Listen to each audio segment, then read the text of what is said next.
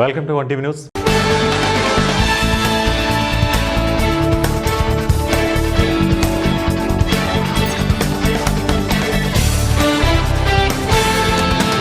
కర్నూలు జిల్లా పత్తికొండలో YCP party ఆఫీసులో Aluru MLA Virupakshi media సమావేశం ఏర్పాటు చేశారు.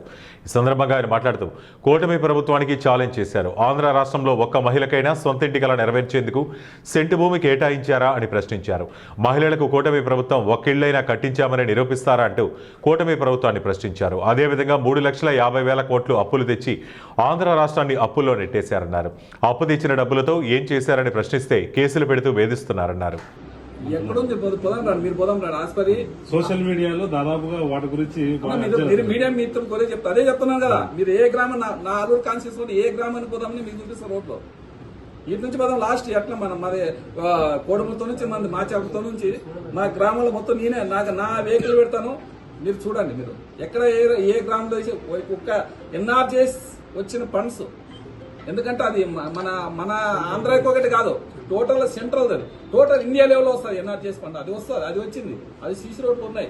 అది కానీ ఎందుకు మా జగన్మోహన్ రెడ్డి అది కానీ ఎన్ఆర్జీఎస్ ఫండ్ ఏం చేసినట్టే హెల్త్ క్లినిక్లు, ఆర్బీకేలు, సచివాలయాలు, నాడు నేడు కింద ఆయన ఖర్చు పెట్టినట్టు వీళ్ళు ఆ ఎన్ఆర్జీఎస్ ఫండ్ సీసీ రోడ్లు వేస్తున్నారు. అది తప్ప వీళ్ళు సొంతము మన స్టేట్ గవర్నమెంట్ నుంచి ఏమైనా వచ్చిందో రూపాయి ఇచ్చినారో ఒక గ్రాంట్ ఇచ్చినట్టు చెప్పండి ఎక్కడే కానీ. నేను ప్రత్యేకంగా నేను ఎమ్మెల్యే అయినాక 2 నెలలకే అప్పుడు కలెక్టర్ గారు రజనీ పాసి సార్కి నేను మొత్తం 6 మండలాల రోడ్లు ఇచ్చిన. అదేవిధంగా ఇప్పుడు ఇన్ఛార్జ్ నిమ్మల రామాయణాడికి సార్ ప్రత్యేకంగా టిక్లు చేసి ఇచ్చిన సార్. రోడ్లు చాలా గుంపులైన రోడ్లు టిక్కేసి గ్రీన్తో టిక్కేసి ఇచ్చిన ఆయనకి. చాలా అద్భుతంగా ఉంది మా వారు కాన్స్టిట్యూన్సీ రోడ్ల మీద దృష్టి పెట్టాను సార్ అని. ఆలూరు నియోజకవర్గంలో చాలా గ్రామాలకు తాగునీటి వసతి లేదు, తాగునీటి వసతి లేదు, రోడ్లు లేవు, రెండు అసలు లేము. ఆలూరు కాన్స్టిట్యూన్సీ లేను. వచ్చిందనే నేను డిఆర్స్ మీటింగ్ లో అదే అడుగుతాను, నేను జిల్లా పరిషత్ మీటింగ్ లో అదే అడుగుతాను. ఇంతవరకు అసలు చిత్తలేకపోతాను. 2024 జూలైలో ఒకసారి ఈ జిల్లా పరిషత్ మీటింగ్ పెట్టారు. ఆ రోజు మంత్రులు అందరూ ఉన్నారు, అందరు ఎదురుగా అడిగినా నేను ఇక్కడ మనకి తాగునీటి సమస్య ఆలూరుకి 15 రోజులు 20 రోజులకు వస్తాయి. దాని నీళ్లు ఎందుకంటే ఆ పైప్ లైన్ ఎప్పుడో 50 ఏళ్ళ కింద చేసిన పైప్ లైన్ అది.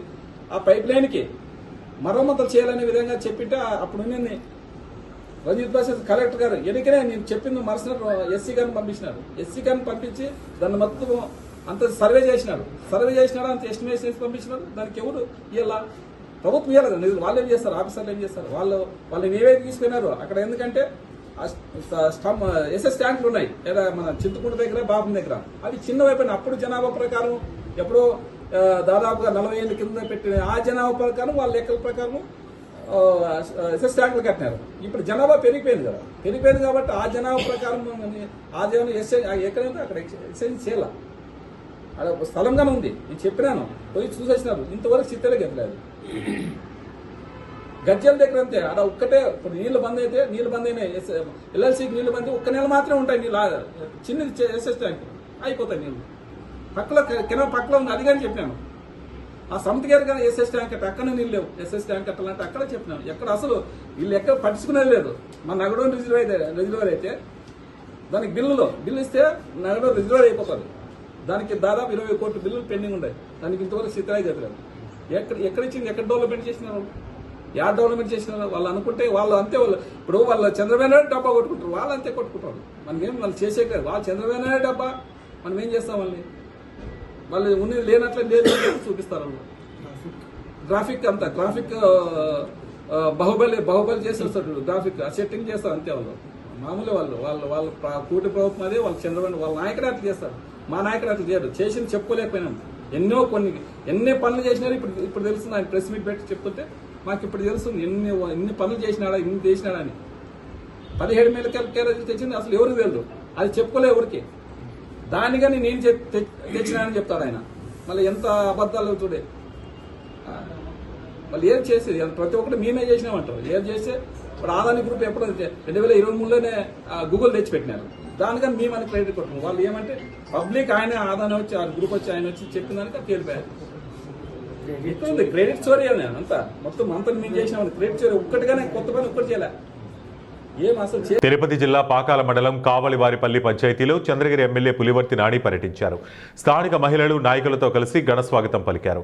ఈ సందర్భంగా చంద్రగిరి ఎమ్మెల్యే పులివర్తి నాని మాట్లాడుతూ కూటమి ప్రభుత్వం అధికారం చేపట్టిన సుమారు 2 సంవత్సరాల కాలంలో పాకాల మండలంలో ఎన్నో అభివృద్ధి పనులు చేపట్టడం జరిగిందని చెప్పారు. ఎన్నికల సమయంలో పాకాల మండలం కావలివారిపల్లి పంచాయతీ ప్రజలకు ఇచ్చిన ప్రతి హామీని నెరవేరుస్తూ వస్తున్నామని పేర్కొన్నారు. పంచాయతీలో 3 త్రాగునీటి బోర్లు, ఇతర అభివృద్ధి పనులు చేశామని తెలిపారు.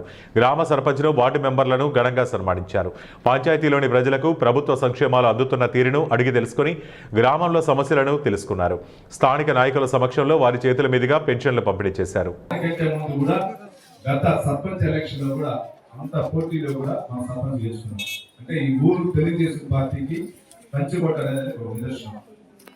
ఇటువంటి ఊరికి ఏం కాదా చేయాలి నేను చేసి పెడతాను.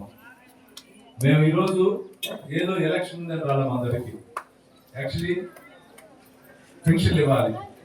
పెన్షన్ కార్యక్రమం యాక్షన్ చోటించి కూడా ఈరోజు పెన్షన్ మళ్ళీ ఇక్కడ వచ్చారు. కారణం అంటే కనీసం ప్రతి పంచాయతీకి మండలంలో 3 నెలలు లేదా 5 నెలలకు ఒకసారి నేను తిరగాలనే ఉద్దేశంతో తిరుగుతున్నాను. మనం డెవలప్మెంట్ చేసుకుని పోతా ఉన్నాం. డెవలప్మెంట్ లో భాగంగా ఎక్కడెక్కడ చిన్న చిన్న సమస్యలు ఉందో ఆ సమస్యలు కంప్లీట్ చేస్తున్నాం. ఎలక్షన్ ముందు మన పెద్ద ఆయన చంద్రబాబు నాయుడు గారు కానీ, అదేవిధంగా డిప్యూటీ సీఎం పవన్ కళ్యాణ్ గారు కానీ, అదేవిధంగా మన ఐటీ శాఖ నారా లోకేష్ గారు కానీ, మోడీ గారి నాయకత్వంలో మన అన్ని ఆ సూపర్ 6 పథకాలు చెప్పాం. ఆ సూపర్ 6 పథకాల్లో గెలిచిన వెంటనే పెన్షన్ 3,000 నుంచి 4,000, 6,000, 10,000, 15,000 చేస్తామన్నాం. చెప్పిన ప్రకారం చేసాం మనం అందరికీ. దాని తర్వాత ప్రతి ఒక్కరికి ఇది మన గ్యాస్ ఇవ్వడం జరిగింది. ఇంటికి అలా కొంచెం ఇవ్వడం జరిగింది. సంవత్సరానికి 3 సిలిండర్లు లెక్కన. దాని తర్వాత తల్లికి వందనం. తల్లికి వందనం కింద ఎందుకు బిడ్డలు ఉంటే అందరికి కూడా మన ఇంట్లో 15,000 రూపాయలు లెక్కన వేసారు. వచ్చిందా లేదక్క? ఏం చెప్పి ఎవరు మాట్లాడంటారు? ఎందుకున్నారు? ఎందుకు వచ్చింది?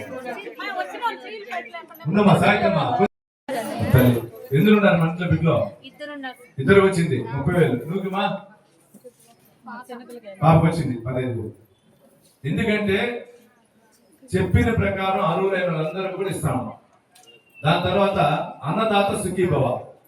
అన్నదాత సుఖీభవ కింద ఎవరైతే అర్హులైనారో అందరికి కూడా పిఎం కిసాన్ కింద మన అన్నదాత సుఖీభవ కింద 20,000 రూపాయలు మటుకి 15 రోజుల ముందు మొత్తం మన అకౌంట్లో వేసాం. దాని తర్వాత స్త్రీశక్తి చెప్పిన ప్రకారం స్త్రీశక్తి పథకం. మీరంతా బస్సులు ఫ్రీగా వస్తుంది కదా, అందరు పోతారా లేదాక?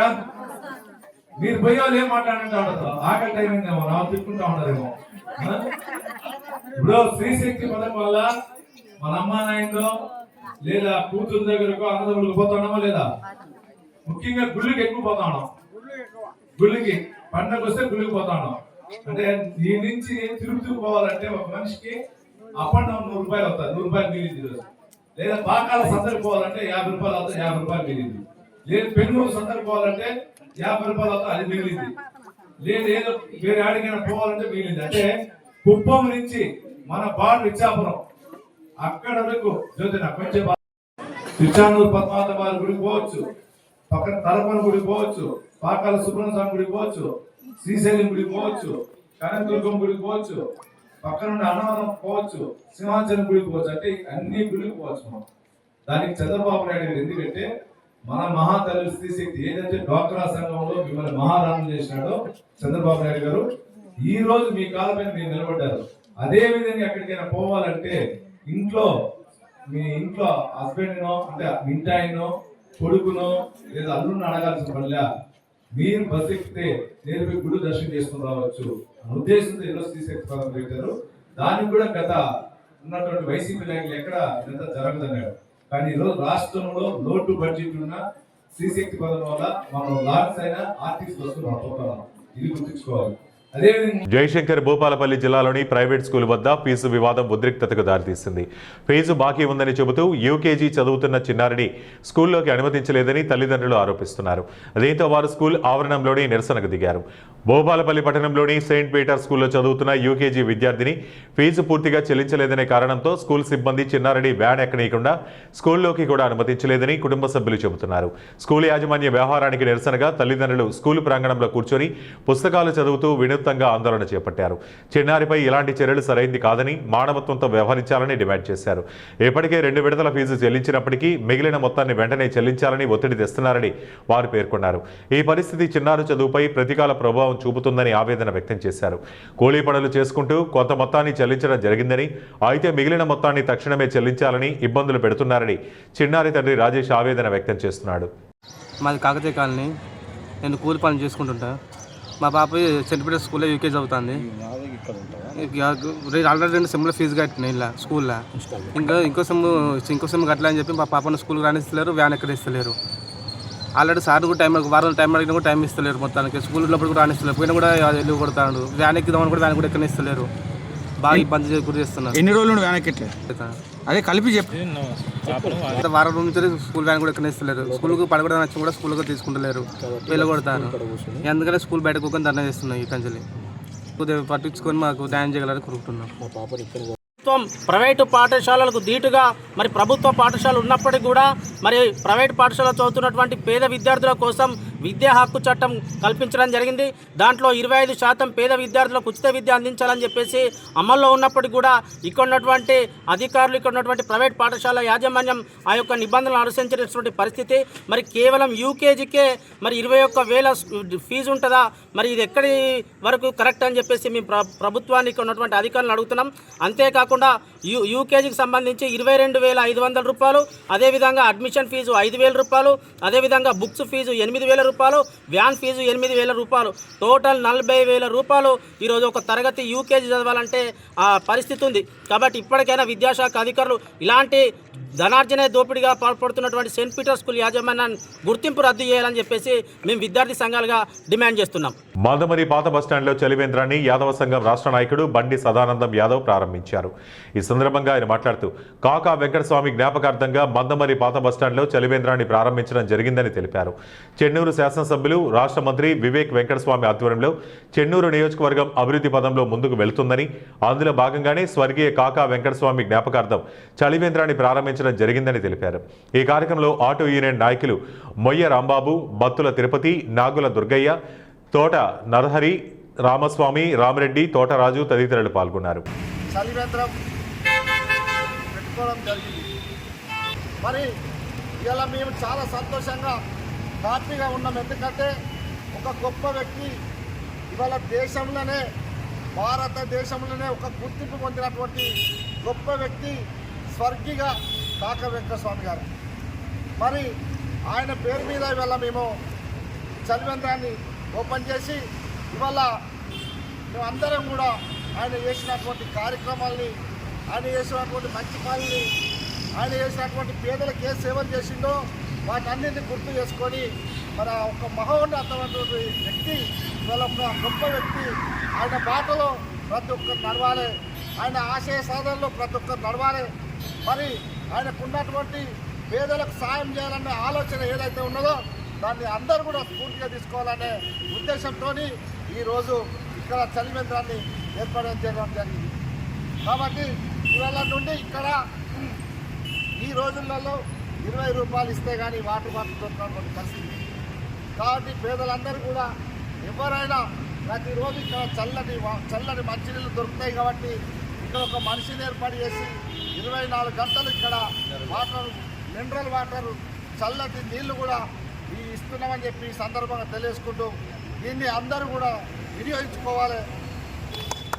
మొదటి రోజు అందరికీ మజ్జిగ పంపించేస్తూ రేపటి నుండి చల్లటి నీళ్లను పంపిణీ చేయబోతున్నామని చెప్పి తెలియజేసుకుంటూ సత్యవేడి పట్టణంలో వెలసిన శ్రీ కాళహస్తి వెళ్లే మార్గంలో శ్రీ అభయ ఆంజనేయ స్వామి దేవస్థానం నందు శ్రీ హనుమాన్ జయంతి పండుగను పురస్కరించుకుని హనుమంతుడికి విశేష అభిషేకాలు, పూజలు చేశారు.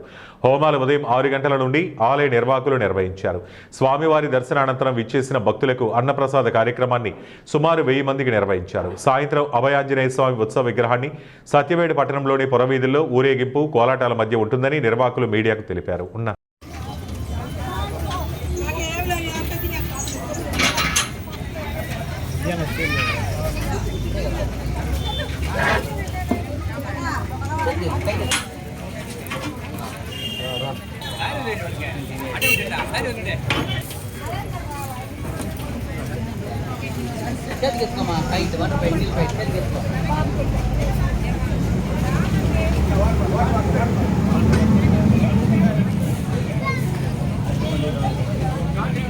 జయశంకర్ భూపాలపల్లి జిల్లా గణపురం మండలం జల్పూర్ జెడ్పీఎస్ఎస్ ప్రభుత్వ పాఠశాలలో జరుగుతున్న 10వ తరగతి పరీక్షల కేంద్రాన్ని జిల్లా కలెక్టర్ రాహుల్ శర్మ పరిశీలించడానికి వెళ్లగా గణపురం మండలం గాంధీనగర్లోని మహాత్మా జ్యోతిబా పులే గురుకుల పాఠశాలలో చదువుతూ 10వ తరగతి పరీక్షలు రాస్తున్న కీర్తన అనే విద్యార్థిని ఉదయం పరీక్షా కేంద్రానికి వచ్చినప్పటి నుండి అలసటగా ఉందని, శ్వాస ఆడటం లేదని ఇబ్బందులు పడుతుండగా పరీక్షా కేంద్ర పరిశీలనకు వెళ్లిన జిల్లా కలెక్టర్ విషయం తెలుసుకుని వెంటనే ప్రభుత్వ వాహనంలో తన వ్యక్తిగత సిబ్బందిని వెంట పంపి స్థానిక ఆసుపత్రికి తరలించారు. అనంతరం పరీక్షా కేంద్రాన్ని పరిశీలించి తిరిగి స్థానిక ప్రభుత్వ ఆసుపత్రికి వెళ్లి అస్వస్థతకు గురైన విద్యార్థినితో మాట్లాడి ధైర్యం చెప్పి తిరిగి పరీక్షా కేంద్రానికి ప్రభుత్వ వాహనంలోనే తరలించారు. జిల్లా కలెక్టర్ స్పందించిన విధానం పట్ల పలువురు జిల్లా కలెక్టర్ను అభినందిస్తున్నారు.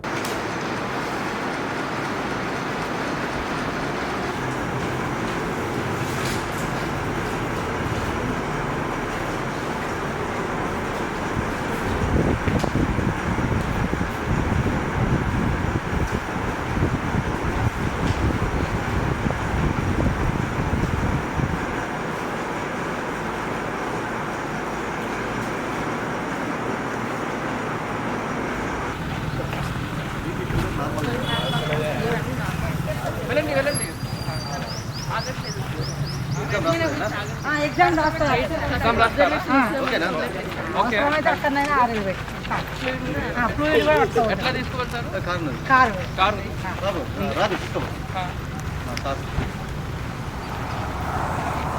అవసరం లేదు, ప్రశాంతంగా రాసుకోండి.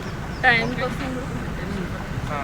కోసం టైం ఎప్పుడైనా మీ దగ్గర ఉంది 1 అవర్ 1 అవర్లో రాయాలి.